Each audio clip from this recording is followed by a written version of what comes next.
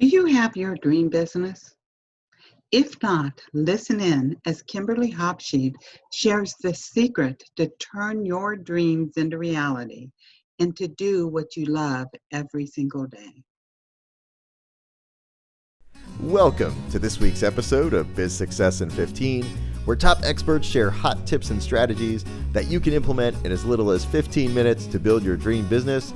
And now here's your host, the Visibility Wiz, Cindy J. Hi, I'm Cindy J, the Visibility Wiz, and welcome to this episode of Biz Success in 15. Our guest today is Kimberly Hobscheid, and she's the creator of Entrepreneur Rocket Fuel, an active community of entrepreneurs looking to contribute, connect, and grow with other entrepreneurs to achieve their genius and whatever that is. Welcome, Kimberly. It's a pleasure to have you. Hey, Cindy, how have you been? It's good to see you. Thank you. I'm great, and hope you're doing great too. Doing great. Doing really good. To get started, you say that your specialty is turning dreams into reality. So can you give us some of the first steps in order to do this? Oh, yeah, absolutely. The first step is to reach inside and find out what your dream is and to create that forward with joy. I'm a big fan of if it's not fun, it's not worth doing. Don't go down that path. If you're going to do something every day for your business, make sure that it's something that you love doing, because you're going to be spending a lot of time on it if you're an entrepreneur, right? Even if you're in corporate, if you are focused every day for 8 hours a day, 10 hours a day, even 7 hours a day on something that you just really don't love, rethink that and figure out what you really, really do love, how you show up in joy, what you get passionate about, how you really love showing up in the world. Because 3 or 4 years down the road, maybe only 2 years down the road, and it maybe 10 years down the road, you're going to look back and think, why was I chasing somebody else's dream? Why was I doing this for, and fill in the blank. It could be mom and dad. It could be my kids. It could be my boss. But if you're not fulfilling the dream that gives you joy, that's really the stopper right there. So the first thing is find out what gives you joy. Find out what brings you forward in the world, and that you're going to look forward to doing it every day. And as soon as you have that, then it's just a matter of time before you turn those dreams into reality, right? So if I love being on stage, or I love bringing my message to the world, or I love, working with clients one-on-one, if you focus your business and your intention around that, that's the secret to bringing dreams to reality right there. Okay, so the first step is finding your passion, and because you want to do whatever you're doing, you want to have joy whenever you're doing it. I always say, we don't go into business to be miserable, so find something that you love to do. But also, I know a lot of people, whenever they have their passion, say their passion is speaking, then comes the thing, well, what do I speak about? Or if they want to coach, it's like finding a niche. A lot of coaches have a hard time finding their niche. So how do you help them or direct them to finding what to do that fills the passion of speaking or writing or coaching or whatever it is they want to do? Awesome. Well, that's a great question, Cindy. And I agree with you completely. You've got to show up in joy. You've got to be able to do what you're passionate about. And if you're not yet, if you're doing something where you're not doing that, you really need to, just forward cast that, like what would that look like? And maybe you're in a job that you don't love. Certainly I was there myself. It was a challenge that I had to overcome, where I was in corporate for 17 years and 15 of them were good. And the last 2, not so much, right? But I was making a ton of money, and it was really, really hard to say goodbye to that, because I was in what they call golden handcuffs, where you rise through the rankings and then you're making so much money that it's really, really hard to leave. And at the same time, you're not doing what you love anymore. You're carrying somebody else's dream forward, and it's not a joy. It's not delicious and fun. And you don't wake up every day going to work. You wake up every day thinking, really, I've got to do this some more, right? So then you dreamcast and you say, well, what would it look like if I, was able to do what I love every day, and then move that, sort of advance that forward. So if you don't know your niche and you don't know what your product is, just start thinking, like, if I had to spend all day, every day with a group of people, who would that be? Like, what kinds of people would I love to spend, whether I got paid or not, all day, every day with? Is it entrepreneurs? Is it young women who are athletes? Is it hikers? Is it, people who are at retirement age? Is it Gen Xers? Is it, like what kinds of people? And then you narrow that down even further to maybe a title or something that they do for a living. So like, for example, I have a separate company that does audiobooks, and I work with published authors because I think they're super fun. Anybody that can finish a book, I mean, they show up in the world in a different way than the people who have a book inside them that's not finished yet, right? So working with published authors for me is super fun.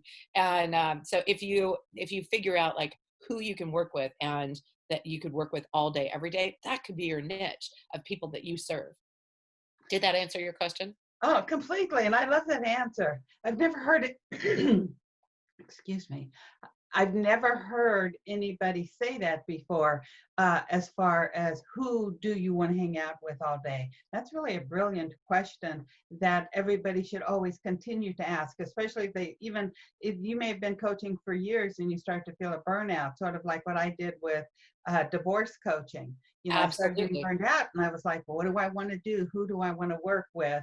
Absolutely. Even though I was asking myself these things, I'd never heard it saying, that, because it's a perfect way to move forward in whatever the next step of your journey is. And the genius of being an entrepreneur like you, Cindy, is being able to pivot, and you get to a point where you're like, I don't love doing this anymore. And if you feel like that, if you're not at corporate and you get to decide, I'm not doing this today, I'm doing something else. That is really like the turn on the dime capacity of an entrepreneur is really, really fantastic. So good for you for pointing it out to yourself and then making the change. Can you describe a challenge that you had of your own, either personal or business, that you had to overcome in order to obtain your level of success? Well, yes, I think it's really looking and digging in and finding out what I really wanted. When I was in corporate and I was in golden handcuffs, I was doing a business that I didn't really love doing. It was, it was fun for a while, but then eventually it wasn't fun anymore. And so then I had to make the decision to leave. Well, then when I left, I actually had people in my family that were entrepreneurs. I had some businesses on the side. And the advice that I got from people who, loved me and wanted me to succeed was do what you know, do what you're good at. And so I went into business and basically I recreated exactly what I was doing at corporate, but in the entrepreneurial world. And I was in it for about 2 years and I was good at it. And I built a 7-figure business and it was fun. And, it was like the challenge of doing it all by myself and then bringing on employees. That was really an experience and it was great. But then I remember like thinking at one point, like, wait a minute, I just basically recreated all of what I didn't love in this new business, right? And I thought, now what do? I've created this enormous business that is, fully functional and everything. And I am not doing what I love. I had a business that was primarily over the phone. There wasn't a lot of face-to-face interaction. There definitely was no presenting. There was no, it was just, sort of phone calls and working relationships with clients, which I liked. And there was some of that, but like for the most part, it just wasn't what I loved. And I had to take a long, hard look at myself and say, well, what is it that you would love to do? What if we just sort of turned that over? And I'd been fortunate enough to be able to sell businesses before. So I positioned it for sale and I thought, okay, well, instead of selling it, what I'll do is I'll turn it over and pretend I sold it and then just have the money put in my bank account like the other people that I sold businesses to were going to do, right? Right. So I thought, okay, I'll turn this over to a team and be able to have them grow the business or continue the business. And then I will go do something else and figure it out. And that was really a challenge to be able to let go of something that you built. But part of it was self-motivated by the fact that I knew I just didn't love it anymore. Mhm. And at that point, I started creating a business with my son, which was the audiobooks business. He came to me and said, he was 15 and a half going into summer, which is like a terrible age to go into summer. And he said, I'm too young to get a summer job, but I'm too old to go to summer camp again. He's like, oh, what do I do? And I said, you're never too young or too old to be an entrepreneur. So why don't we create something that you would love to do? And in doing that, I was able to work with him, teach him how to run a P&L, talk to him about, gross profit, talk to him about how to build a business from nothing, startup costs, gaining clients, managing workflow and orders, and doing something around what he really loved to do, which was, be charismatic and, and have all these, like, he was in improv. So reading audiobooks was super fun for him, but he also liked sales. So watching him and teaching him, and watching him pursue something he really loved inspired me to do the same for myself. So after we created this audiobooks business, which did very well, I decided I really needed to go into doing something that I truly loved to do and working with people that I truly loved working with. And that challenge, to overcoming that challenge, when I didn't even really think it was going to be a challenge, because I thought, sure, I'm an entrepreneur. I've got time freedom, location freedom, and financial freedom. It's awesome, right? And it wasn't awesome. And I didn't know why. And it was because I didn't really know that I needed to create something around what I loved. Right. And in creating it for what my son loved, that really opened the possibility for me to create something that I loved. And that's when I created Entrepreneurs Rocket Fuel, which supports entrepreneurs. And I love working with entrepreneurs, anybody who can think out of the box like you and just create what they want to create every day and be able to really bring to the world what they want to bring and have the impact in the world that they want to have, not just by chasing somebody else's dream, but being part of something that impacts the world and being something bigger than themselves. That's really impressive and powerful for me. And I love watching it. And I love that you keep saying chasing after somebody else's dream, because Yeah. there's so many people, that do chase after somebody else's dream, because so many people, whenever you're younger, say, oh, you should do this, you should do that, you should do this. There's some parents that are really forceful with what their kids should do. And you just sort of grow up and never have that opportunity to really pursue your own dreams. And whenever you pursue your own dreams and turn them into your reality, that's whenever you're the happiest, because you're living a life that you love, because you're working with something you love all day long. Absolutely. And the people that you love all day long too. Yeah. So many people, whenever they're out there, they turn, they're passionate about doing something, but really they create a hobby out of what their passions is versus a successful business. So what would you say are the secrets to having that successful business? Oh, well, really good question, Cindy. Thank you for that. So I know that when we go after and grow businesses, and I've had 6 successful businesses, but I've actually had a lot of expensive hobbies too. And as entrepreneurs, we are always turning, new ideas over and figuring out new product lines or new offerings, or maybe we should approach it this way or that way. And when we do something and it doesn't work out, I usually call it an expensive hobby, right? Because it doesn't actually pay for itself. But the secret I've found to being able to be truly successful in a business is creating a business where you actually have other people doing it. It's not just you. If you are a coach or an author or a speaker, that's wonderful. That is a wonderful, wonderful job. And you can make a big impact in the world. But if you want to position a business for sale, it can't be you, because you can't sell yourself and walk away, right? If the business is just you. So part of it is being able to automate, outsource, delegate all of the things that you don't love doing, which might be the QuickBooks part, or it might be the delivery part, or it might be the sales part, whichever part you don't love doing. Start trying to hand those pieces over to other human beings or other automation systems that can operate whether you're there or not. And that's really the secret to being able to have a successful business. Then you get to stay in doing the parts that you love. And one day, if you don't love that part anymore, and maybe that's just speaking and talking about the business, maybe that's meeting new clients, maybe that is delivery and doing the coaching yourself. Eventually, if you can teach other people how to do that and remove yourself from the equation, then when you don't love it anymore, you can walk away and that business is now standalone. And that really is the secret to success, is being able to either automate, delegate, or outsource all of the different pieces where you can have those pieces in somebody else's hands, and then you can walk away and drink Mai Tais on the beach, as it were, and still have a functioning business. If you get to that point and the business is still making money, whether you're there or not, now you have the option. And you have the option to keep the business and keep making money in it, or to sell the business and then allow that that income to be able to support you in retirement, or start another business, right? And do, again, something else that you love. And I think that's the secret to success. I love that. That's truly, I think, what it's all about. And even goes back to your challenge where you was saying that you had to let go Oh, of yeah. the business, you know, because sometimes we create something, it becomes our baby and we don't want it to change. Yeah. And whenever we give it over to somebody that is in love with it, we can reap the benefits and move on to something else that we're in love with. So I love, you know, your secrets to success. And Kimberly, can you share a 15-minute strategy with us that we can implement in order to build our business in 15 minutes or less? Absolutely. So I know that one strategy for entrepreneurs, or really any human being, is when you go to a networking event or you meet somebody new for the first time and they ask the question, so what do you do? That really, just having an effective answer to that can really change your business. And what you're seeking is the opportunity to have people be able to understand you, and to be able to walk away and be able to explain it to somebody else.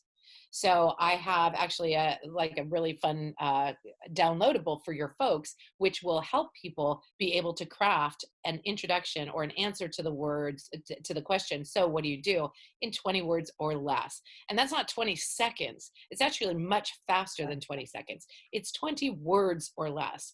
And it's based on the science that that the human brain in that sort of networking or the meeting for the first time scenario can really only hold about 17 words in their brain. So when we give them 20, we're already over by 3. So they're already I'm throwing thinking, some out. no, I can probably only hold 5 words in my brain. So what you're trying to do is give them very quickly who you are and what you Right. do. And remember, so they can explain it to somebody else. Now, if I use this explanation for people who, about my audiobooks business. So I'll say, I really want them to be able to walk away and tell somebody else who I am and what I do. And if they're not my target market is published authors. If they're not my target market, but their brother has a book, or their nephew has a book, or their neighbor has a book, I want them to be able to tell them about what I do, right? Right. Because I create audiobooks. So the way that I create my 20-word intro is, I'm Kimberly. That's 2 words. I'm Kimberly. I help published authors, that's my niche, create new streams of revenue and a wider audience, that's the benefit they get of working with me, by creating audiobooks. That's what I do. So I'll give it to you, and that's the 4 sections of it. So you say, I'm Kimberly, that's your name. I help published authors, that's your niche. Create new streams of revenue and a wider audience, that's what they get, the benefit of working with me. And then you say, by what you do, by creating audiobooks. I'll do that all at once without interrupting. So I'm Kimberly. I help published authors create new streams of revenue and a wider audience by creating audiobooks. Mm-hmm. And now that I've said that, somebody can turn away from me at a networking meeting and goes to somebody else and they say, oh, I just published this book. And they go, gosh, you got to meet this Kimberly girl. She just helps people do audiobooks, right? And that's all they remember. And that's awesome, right? And that's totally perfect. That's exactly what I want to do. It's structured in a way that's very important because it's the way that people receive information. Mm-hmm. The first thing you want to know is a person's name. Mm-hmm. The second thing you want to know is whether or not they can help you or somebody you know, right? Mm-hmm. So if you come in, you're like, I need to know her name. Her name is Cindy Holbrook. Okay, great. And we actually just say the first name. My name is Kimberly. They don't really care about my last name until later, right? I can always hand them a business card or something. My name is Cindy. And then Cindy, can you help me? I help women entrepreneurs. Excellent. I'm a woman entrepreneur and I know a ton of women entrepreneurs, right? And what do they get when they start working with you? They get an opportunity to get the message out about who they are and what they do, and they can get it to the world. Well, fantastic. Now I want to know more. How do you do this?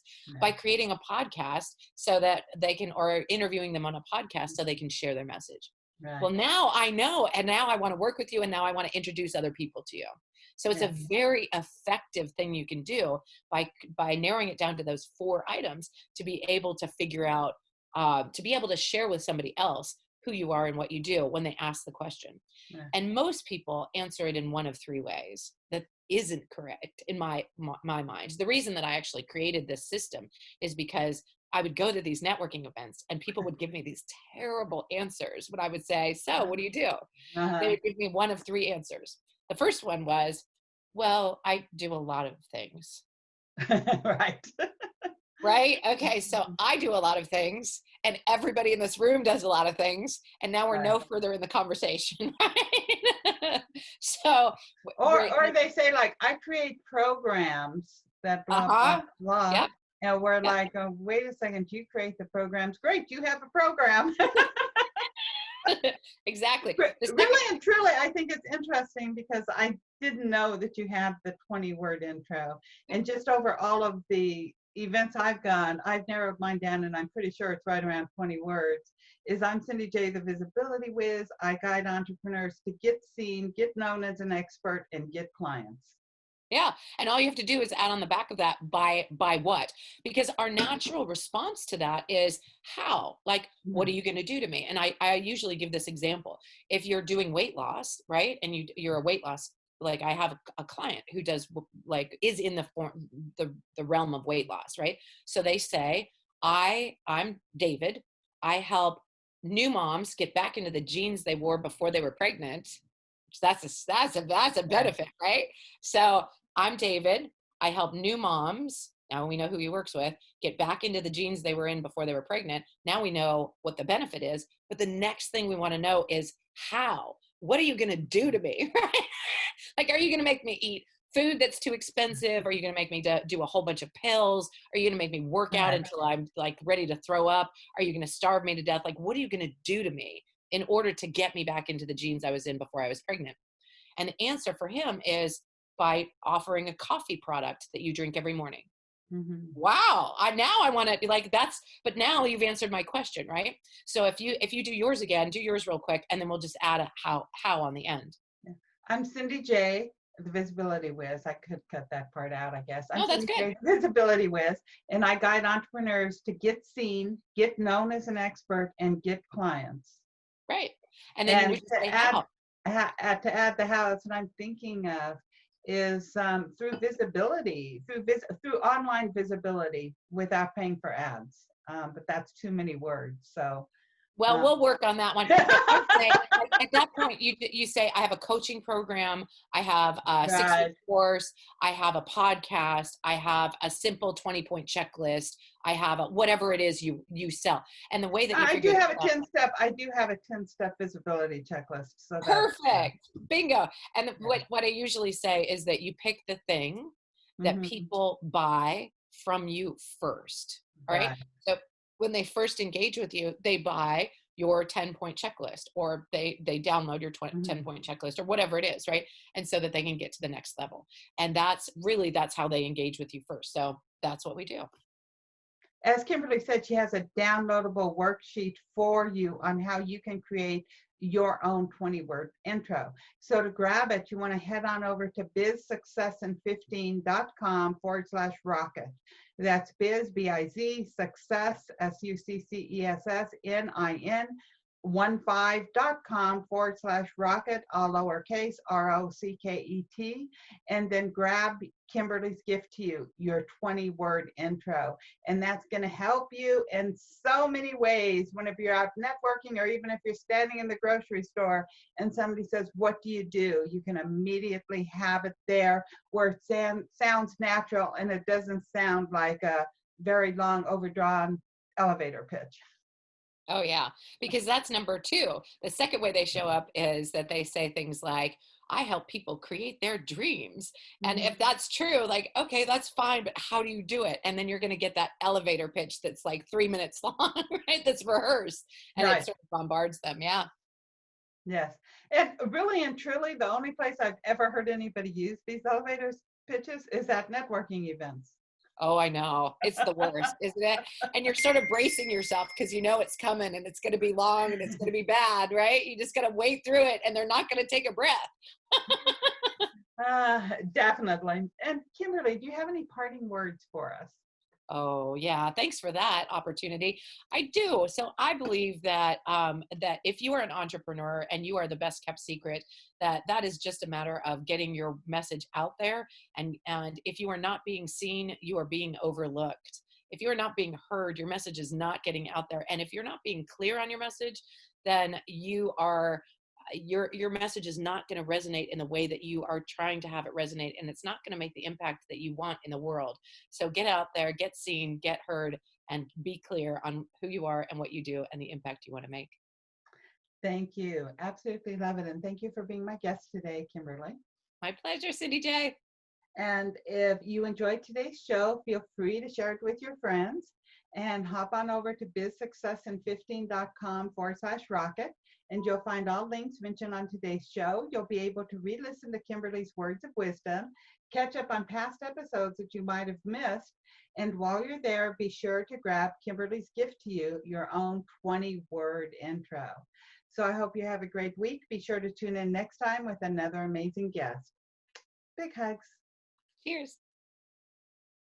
You've been listening to Biz Success in 15. For all links mentioned in today's show and to watch or listen to previous episodes, visit bizsuccessin15.com. Thanks so much for listening, and be sure to tune in next week for another amazing guest.